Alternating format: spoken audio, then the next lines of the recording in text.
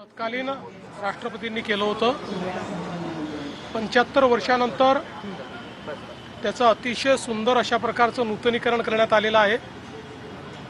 लहान बालकांकरता सर्व प्रकारच्या सोयी या ठिकाणी आहेत.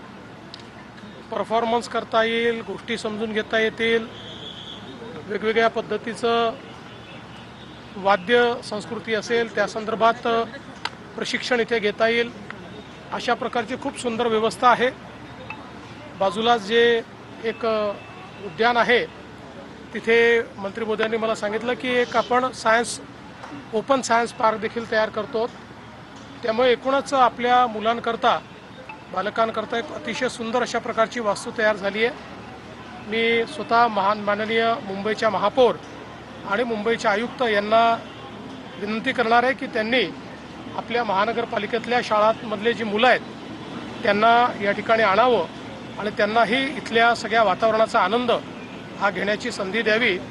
मी या ठिकाणी महिन्याला 1 लाख विद्यार्थ्यांकरता खरं म्हणजे ही व्यवस्था उभी करण्यात आलेली आहे. त्या दृष्टीने मी आपल्या राज्याचे शिक्षण मंत्री दादा भुसे यांचं अतिशय मनापासून अभिनंदन करतो. सर, दुसऱ्या बाजूला आंबेनळी घाटामध्ये एक दुर्घटना घडली, त्या संदर्भात एक ट्विट सुद्धा आले. नेमकी काय सध्याची माहिती आहे? आता त्या ठिकाणी जे काही वर्क आहे ते चाललेलं आहे. 3 बॉडीज मिळालेल्या आहेत आणि अजून बॉडीज शोधण्याचा प्रयत्न चालला आहे, त्या देखील मिळतील. अतिशय दुर्दैवी अशा प्रकारची दुर्घटना आहे आणि खरं म्हणजे या संदर्भात पहिल्यांदा कोणाला माहितीच नव्हती, पण नंतर हे मिसिंग आहेत लक्षात आल्यानंतर शोध घ्यायला जेव्हा सुरुवात झाली त्यावेळी लक्षात आलं की अशा प्रकारची दुर्घटना झाली आहे. त्या संदर्भात आता पुढची कारवाई चाललेली आहे. नीट संदर्भात एक महत्त्वाची घडामोड होती. लातूरमधल्या आपल्या एका विद्यार्थीने नैराश्यातून आत्महत्या केली. गोवा आणि कलबुर्गी अशा आता 3 विद्यार्थ्यांचा एकूण आत्महत्यामध्ये समावेश दिसतोय. बघा, ज्या लोकांनी नीटमध्ये मिठाचा खरा टाकण्याचा प्रयत्न केला आहे त्यांनी विद्यार्थ्यांसोबत प्रचंड मोठा अन्याय केलेला आहे आणि आता केंद्र सरकारने आणि जी काही एक्झाम ऑथॉरिटी आहे यांनी याचा कॉग्निझन्स घेतला आहे. याची पाळंमुळं खणून काढलेली आहेत, अटक देखील झालेली आहे. मला विश्वास आहे पुढची नीटची परीक्षा जी आहे ही अतिशय योग्य पद्धतीनं त्या ठिकाणी होईल. कुठल्याही प्रकारे कोणाला त्याच्यात गडबड करता येणार नाही. विधान परिषदेच्या संदर्भातलं काय ते असं आहे की आमची चर्चा त्या संदर्भात चाललेली आहे. साधारणपणे शिवसेनेसोबत नाशिक आणि संभाजीनगर या 2 जागांवर आमची चर्चा चाललेली आहे. राष्ट्रवादीसोबत पुणे या जागेबद्दल चर्चा चाललेली आहे. आम्ही एकत्रित बसून यातनं मार्ग काढू. अजून मार्ग निघाला नाही, पण मला विश्वास आहे की मार्ग निघेल. नीती आयोगाचा एक अहवाल आलेला आहे, त्यामध्ये देशभरातल्या ज्या सरकारी शाळा आहेत त्यांमध्ये लाखभर शाळा बंद झाल्या आहेत, तर खासगी शाळांमध्ये वाढ झाली. असं बघा, मी अहवाल न वाचता त्याच्यावर काय बोलू.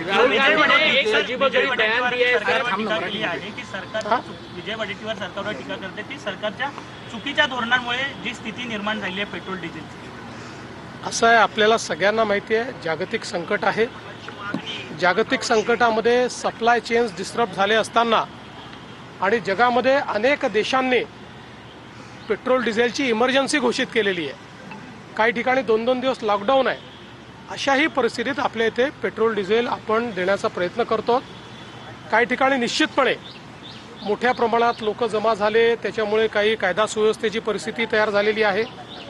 विशेषतः या सीझनमध्ये आता शेतकरी देखील डबकीमध्ये डिझेलची मागणी करतात. साधारणपणे नॉर्मली आपण ती देत नाहीत, पण या सीझनमध्ये शेतकऱ्यांना आपण देत असतो. पण शेतकऱ्यांच्या नावाने कोणी दुसऱ्याने होर्डिंग करू नये या दृष्टीनं जिल्हा प्रशासन प्रयत्न करते आहे. त्याच्या वेगवेगळ्या उपाययोजना केलेल्या आहेत. मुळामध्ये साधारणपणे आपण जर बघितलं तर जेवढा कोटा मागील वर्षी आपल्याकडे होता जवळपास तेवढाच कोटा आहे, पण थोडी भीती असल्यामुळे किंवा पुढे मिळेल की नाही भीती असल्यामुळे 20% मागणी वाढली आहे. माझी सर्वांना विनंती आहे की पुरवठ्यावर ताण येईल अशा प्रकारे कोणीही साठेबाजी करू नये. परिस्थिती नियंत्रणात आणण्याचा प्रयत्न चाललेला आहे. सर्व जिल्हाधिकाऱ्यांना सूचना दिलेल्या आहेत. काही पर्टिक्युलर गावांमध्ये काही पर्टिक्युलर ठिकाणी मात्र जास्त हिंसक अशा पद्धतीचे त्या ठिकाणी प्रवृत्ती दिसते आहे. तिथे पोलिसांना देखील सांगितलेलं आहे की अशा प्रकारे जे विनाकारण हिंसा करत असतील त्यांच्यावर कारवाई केली सर, पाहिजे. पंतप्रधान मोदींच्या कारकिर्दीवर 12 वर्षांच्या कारकिर्दीवर आज खरं तर एक पुस्तक प्रकाशनाचा कार्यक्रम होतोय. दुसऱ्या बाजूला मी त्याच्यावर संध्याकाळी बोलेन. दुसऱ्या बाजूला सर सुप्रियाताई असं म्हणतात की 12 वर्षांची खरं तर देशाची कारकीर्द झाली, मोदींची कारकीर्द झाली, मात्र देशातले जे पेट्रोल डिझेलचे प्रश्न आहेत, महागाईचे प्रश्न आहेत, त्याची सोडवणूक तुम्ही कशी करणार आहात याबद्दलही बोललं पाहिजे असं त्या म्हणतात. असं आहे की या 12 वर्षात बहुतांश काळ महागाईचा निर्देशांक हा लोएस्ट लो होता, सर्वात खाली होता. ग्लोबल हेडविंड्समुळे, जागतिक परिस्थितीमुळे काही प्रमाणात जगामध्ये महागाई वाढते, त्याची झळ आपल्यालाही पोचते आहे. पण निश्चितपणे त्यावरही उपाययोजना मोदीजीच करतायत, करणार आहेत आणि होईल.